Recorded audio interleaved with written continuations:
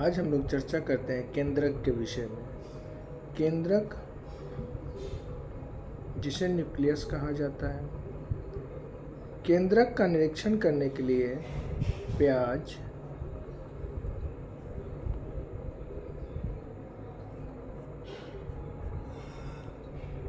से प्राप्त झिल्ली का अस्थायी स्लाइड भी बना सकते हैं। इसके साथ ही यदि जंतु की कोशिका में केंद्रक का निरीक्षण करना होगा, जंतु की कोशिका में केंद्रक का निरीक्षण करने के लिए अपने गाल की भीतरी सतह को खुरचकर प्राप्त कर सकते हैं। इस प्रकार केंद्रक की डिफिनीशन की बात की जाए तो परिभाषा में हम लिख सकते हैं कि केंद्रक कोशिकाओं के केंद्र में एक गहरे रंग की गोलाकार या अंडाकार बिंदु संरचना के समान की जो रचना पाई जाती है उसे केंद्रक कहते हैं। अब यहाँ पे इसकी आकृति कैसी होती है सो देखिए। इसे कपोल कोशिकाओं का सूक्ष्मदर्शी यंत्र से देखने पर केंद्रक इस तरह का दिखाई देगा और यह केंद्रक के अंदर के भाग है, मतलब कोशिका के अंदर जो केंद्रक पाया जाता है, इस केंद्रक के विषय में यहाँ पर स्पष्ट दिखाया गया है कि यह केंद्रक है। और केंद्रक को यदि बड़ा किया जाए तो उसके अंदर क्या क्या पाया जाएगा। यह देखिए, बाहरी यह केंद्रक की झिल्ली हो गई, बाहर से ये जो इसको है, इसका आप डायग्राम भी बना सकते हैं कि यह बाहरी झिल्ली हो गई।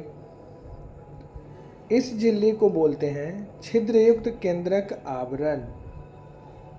इसके बाद केंद्रक के अंदर जो यह पाया जाता है इसे कहते हैं केंद्रक द्रव्य। केंद्रक के अंदर एक गोल सी रचना होती है जिसे केंद्रिका कहते हैं और इसमें धागे की तरह संरचना जो पाई जाती है उस संरचना को क्रोमैटिन कहते हैं। अब आइए इसका विश्लेषण हम लोग नीचे देखते हैं। इस डायग्राम को भी आप केंद्रक की संरचना को आसानी से बना सकते हैं।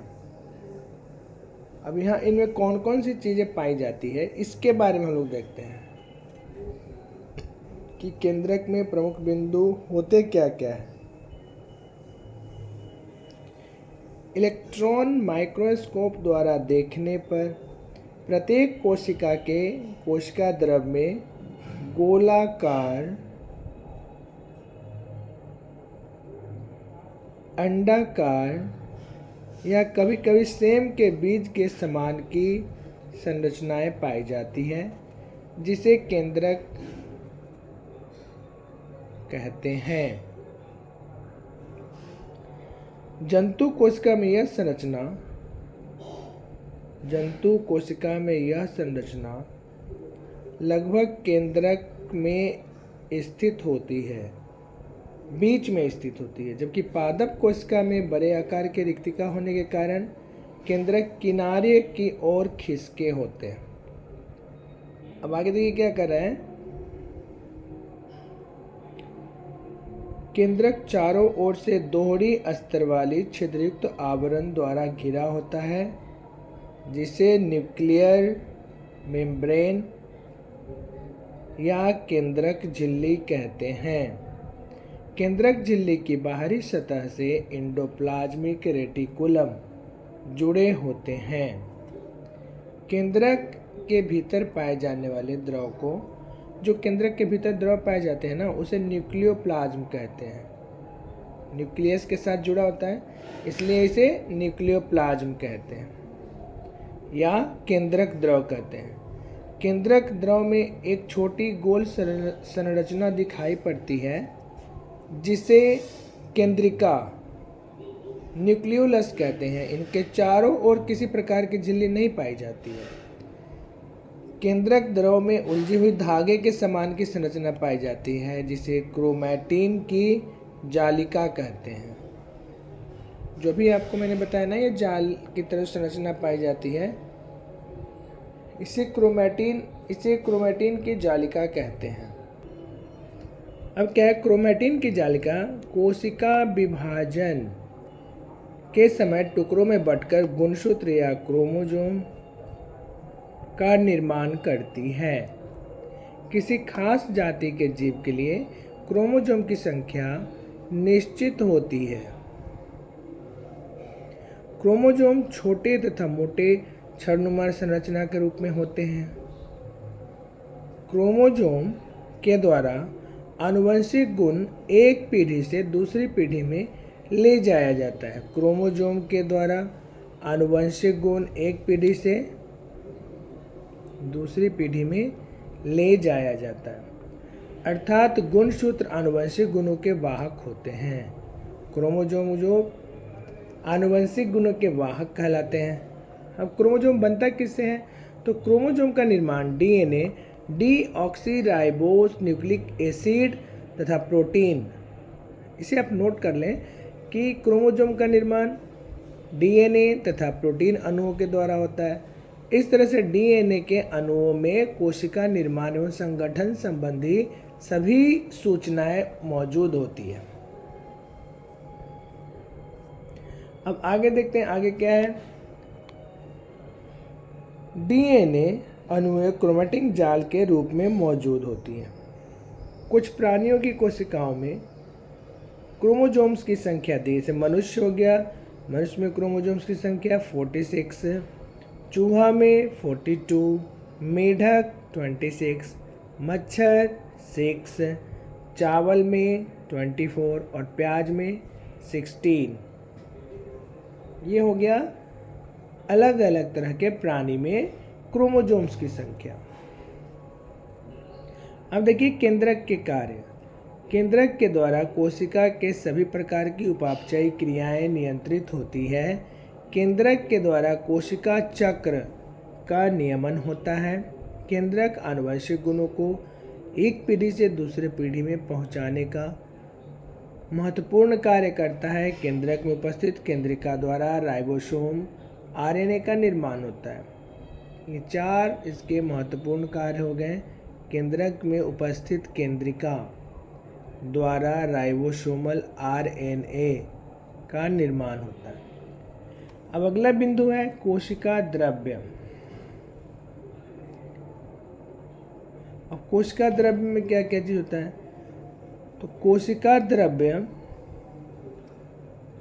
कोशिकीय अंगों के द्वारा विभिन्न प्रकार के कोशिकीय कार्य संपन्न किए जाते हैं। देखिए जैसे कि कोशिकीय अंगकों के द्वारा विभिन्न प्रकार के कार्य कोशिकीय कार्य संपन्न किए जाते हैं। कोशिका द्रव का आधारीय भाग जल के अणुओं द्वारा निर्मित होता है। इसका 90% भाग जल होता है, जिसमें कुछ अणुएं विलयन या कोलाइड के रूप में पाए जाते हैं। इनमें जैव अणुएं आयन तथा यौगिक के रूप में पाए जाते हैं, जैसे लवण हो गया, शर्करा हो गया, विटामिन, अमीनो अम्ल इत्यादि। ये सभी कोशिका द्रव्य के सहायक कार्य करने में मदद करते हैं, जबकि प्रोटीन के बड़े कोलाइड विलयन का निर्माण करने में इसकी सहायता करती है। अब कोशिका द्रव्य के कार्य क्या है? तो देखिए कोशिका द्रव्य क्या करें। कोशिका द्रव्य जैसे रासायनिक अभिक्रियाओं बायोकेमिकल रिएक्शन का स्थान है, जिसमें जैविक क्रियाएं लगातार चलती रहती हैं। यह कोशिका के उपयोग में आने वाले रासायनिक पदार्थों जैसे प्रोटीन, अमीनो अम्ल, न्यूक्लियोटाइड, ग्लूकोज आदि का संग्रह करने का महत्वपूर्ण कार्य करता है। जीवित कोशिकाएं द्रव हमेशा गतिशील अवस्था में होते हैं तथा इसमें वातावरण के प्रति उत्तेजनशीलता होती है। तो ये सारे हो गए कोशिका द्रव के कार्य। अगला है कोशिकांग। कोशिका द्रव के अंदर निम्नलिखित कोशिकांग होते हैं, मतलब साइटोप्लाज्म के अंदर क्या क्या पाया जाता है। तो कोशिका द्रव से सटा हुआ होता है पहला एंडोप्लाज्मिक रेटिकुलम, दूसरा हो गया रफ एंडोप्लाज्मिक रेटिकुलम, उसके बाद हो गया स्मूथ एंडोप्लाज्मिक रेटिकुलम, और एंडोप्लाज्मिक रेटिकुलम के कार्य क्या हो गए, इन सभी के बारे में जानते हैं कि एंडोप्लाज्मिक रेटिकुलम जो होते हैं वह लंबी झिल्ली युक्त नलिकाओं एवं अनियंत्रित थैलीनुमा संरचनाओं का जाल होता है। एंडोप्लाज्मिक रेटिकुलम भीतर की ओर केंद्रक झिल्ली से तब बाहर की ओर प्लाज्मा झिल्ली से जुड़ा होता है। बहुत इंपॉर्टेंट है यह, इसको नोट कर ले। इसके दो प्रकार है, एक को बोलते हैं जिस पर राइबोसोम पाया जाता है ना, जिसके ऊपर राइबोसोम पाया जाएगा उसे हम बोलते हैं रफ एंडोप्लाज्मिक रेटिकुलम, और जिस पर राइबोसोम नहीं पाया जाएगा उसे बोलेंगे स्मूथ एंडोप्लाज्मिक रेटिकुलम। एंडोप्लाज्मिक जिसके ऊपर किसी प्रकार की संरचनाएं नहीं पाई जाती है स्मूथ एंडोप्लाज्मिक रेटिकुलम कहलाता है। अब आइए इसके बाद हम लोग देखते हैं कि राइबोसोम क्या करता है। राइबोसोम कोशिका द्रव में तथा एंडोप्लाज्मिक रेटिकुलम के ऊपर पाए जाने वाले दानेदार संरचनाएं, देखिए बहुत इंपॉर्टेंट है, इसको नोट कर लें। राइबोसोम कोशिका द्रव में तथा एंडोप्लाज्मिक रेटिकुलम के ऊपर पाए जाने वाले दानेदार संरचना है। राइबोसोम मुख्य रूप से राइबोन्यूक्लिक अम्ल तथा प्रोटीन अणुओं द्वारा निर्मित होते हैं। यह किससे बनता है, तो राइबोन्यूक्लिक अम्ल और प्रोटीन के द्वारा बनता है। राइबोसोम के कौन से कार्य हैं, तो राइबोसोम का कार्य हो गया कि यह प्रोटीन संश्लेषण में महत्वपूर्ण भूमिका निभाता है। तो ये राइबोसोम के कार्य हो गया, प्रोटीन संश्लेषण में महत्वपूर्ण भूमिका निभाता है। अब अगला हो गया गोल्जी बॉडी या गोल्जी उपकरण। अब इसके बारे में देखते हैं, इसका क्या है कि गोल्जी बॉडी की खोज सर्वप्रथम किसने किया था, कैमिलो गोल्जी नामक वैज्ञानिक ने किया था। पौधे की कोशिकाओं में इन्हें डिक्टियोसोम के नाम से जाना जाता है। पौधे की कोशिकाओं में इनकी संख्या अधिक होती है तथा कोशिका द्रव में स्वतंत्र रूप से वितरित होते हैं। कोशिका द्रव में स्वतंत्र रूप से पाए जाते हैं। ये है गोल्जी बॉडी की संरचना। गोल्जी उपकरण में क्या क्या चीज़ पाया जाता है, तो इसमें देखिए इस संरचना को जो बाहर से यह अंदर खुला हुआ भाग हो गया इसे सिस्फेस कहते हैं, और ये वैक्यूल रिक्तिका है, बाहर की तरफ जो खुली हुई है ये गोल गोल आकृति है, इस गोल आकृति को रिक्तिका कहते हैं। जबकि ये लंबी ट्यूब की जो संरचना है इसे सिस्टर्नी कहते हैं, यह सिस्टर्नी हो गया। और ऊपर से उभड़ा हुआ भाग जो गया इसको ट्रांसफेस कहते हैं, और यह गोल आकृति ऊपर तरफ जो है उसे वेसिकिल कहते हैं, वेसिकिल। अब गोल्जी बॉडी कौन कौन से कार्य हैं, इसके प्रमुख कार्यों को देखें कि गोल्जी बॉडी कौन कौन से कार्य हैं। गोल्जी बॉडी का प्रमुख कार्य श्रावी है, मतलब सेक्रेटरी। यह कोशिकीय पदार्थों का संचय, संसाधन तथा पैकिंग करके इन्हें विभिन्न स्थानों तक पहुंचाने का महत्वपूर्ण कार्य करता है। यह वेसिकिल तथा रिक्तिकाओं का निर्माण करता है जिसमें कोशिकीय स्राव उपस्थित होते हैं, जैसे एंजाइम, प्रोटीन और हार्मोन।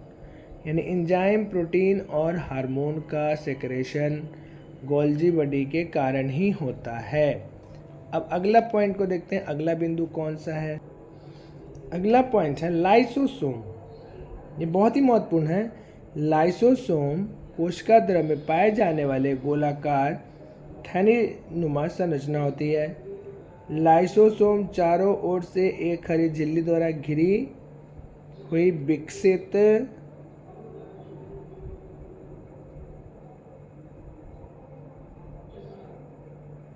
संरचना जो वेसिकल्स होते हैं, घिरी हुई वेसिकल्स है, और यह कार्बनिक पदार्थों का विघटन करता है।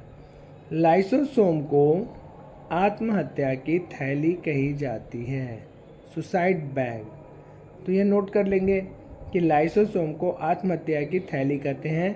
लाइसोसोम का निर्माण रफ एंडोप्लाज्मिक रेटिकुलम द्वारा किया जाता होता है, रफ एंडोप्लाज्मिक रेटिकुलम के द्वारा होता है। अब लाइसोसोम का काम क्या हो गया? लाइसोसोम अंतःकोशिकीय पाचन का कार्य करते हैं। यह कोशिका के भीतर प्रवेश करने वाली बाहरी पदार्थों जैसे बैक्टीरिया इत्यादि का पाचन करते हैं। यह कोशिका में उपापचयी क्रिया, यह बैक्टीरिया का पाचन करता है और यह कोशिका में उपापचयी क्रिया के फलस्वरूप उत्पन्न होने वाले वर्ज्य पदार्थों को भी नष्ट करते हैं। यानी कि जब उपापचयी क्रिया डाइजेशन क्रिया होती है तो उसमें जितने भी अपशिष्ट पदार्थ होते हैं उन्हें भी नष्ट करने का काम कौन करता है? तो लाइसोसोम करता है। यहाँ तक हम लोग लाइसोसोम तक का वर्णन और यहाँ तक के सभी बिंदु को विशेष रूप से चैप्टर वाइज एनालाइज किया। इस तरह से आप इसे नोट्स बना लें। इन्हीं सभी शुभकामनाओं के साथ खूब मन लगाकर पढ़े। अगले टॉपिक को नेक्स्ट वीडियो में देखेंगे। तब तक के लिए हमें दीजिए इजाज़त। Thank you.